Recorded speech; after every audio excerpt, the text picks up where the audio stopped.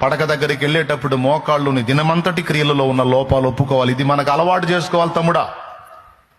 ఒక భక్తిపరుడికి, ఒక ఆత్మీయుడికి, రాకడకు సిద్ధపడేటువంటి వాడికి, రక్షణ పొందినటువంటి పరిశుద్ధుడికి ఇది క్రమం, పద్ధతి. పట్టడన్నం ముందు పెట్టుకున్నప్పుడు ఎగబడి తింటాం కాదు, అది జంతువులు చేసే పని. అవి జంతువులు, వాటికి ప్రేయర్ చేయటం తెలియదు. కానీ మనం మనుషులం, అందులో ప్రభు రక్తంతో కడగబడ్డ పరిశుద్ధులం.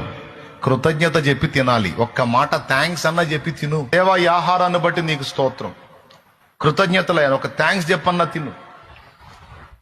కొంతమంది అయితే కొంచెం 2 ముక్కలు ఇంకా ఎక్కువ మాట్లాడతారు. దేవా, ఈ ఆహారం నాకు ఇచ్చావు, నీకు స్తోత్రం, ఇందులో ఏ దోషం లేకుండా దూరపరచు, ఆరోగ్యం ఇచ్చి నీ కొరకు వాడుకో ప్రభువా, ఇది లేక అలమటిస్తున్న వాళ్ళకు కూడా పట్టెడు అన్నం పెట్టు తండ్రి అని తింటారు. నేను కూడా నా చేతో నలుగురు పెట్టేటట్టు ఇంకా శక్తిని అయ్యా అని తింటా. కానీ ఏం చేద్దాం, ఈ 4 మాటలంటానికి కూడా ఓపిక ఉండదు. ప్లేట్లో ఫుడ్ ఉంటే ప్రభువా నీకు స్తోత్రం, నాకు ఆత్రం, ఆమెనని ఎగబడి తింటా ఉంటారు. దేవునికి స్తోత్రం కలుగునుగా. తెల్లవారగానే నువ్వు ఏ స్థితిలో ఉన్నా, నేను చెప్తున్నా, నువ్వు ఏ స్థితిలో ఉన్నా, దరిద్రుడా అట్లా ఉన్నావు, దరిద్రుడా ఎట్లున్నావు అనడు నా తండ్రి. నువ్వు ఏ స్థితిలో ఉన్న పడక దిగి వెంటనే ముందు మోకాళ్ళెయ్యి.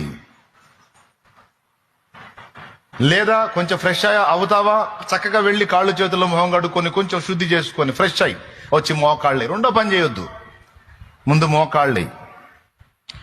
రాత్రంతా నన్ను కాపాడావు, నీ కృపతో మరో శుభోదయాన్ని ఇచ్చావు, నీకు స్తోత్రం. నీతి సూర్యుడా నా మీద ప్రకాశించు. ఈ దినమంతట్లో నా చర్యలన్నీ నీ వశంలోకి తీసుకున్నాయన. నీకు దుఃఖం కలిగించే పనులు ఏవి నా నుండి జరగకుండా నన్ను కంట్రోల్ చేయి ప్రభువా, నాకు శక్తిని ప్రభువా అని దేవునికి నిన్ను నువ్వు అప్పజెప్పుకొని దినం మొదలుపెట్టు, రోజు మొదలుపెట్టు. మంచి అలవాట్లు ఇవి.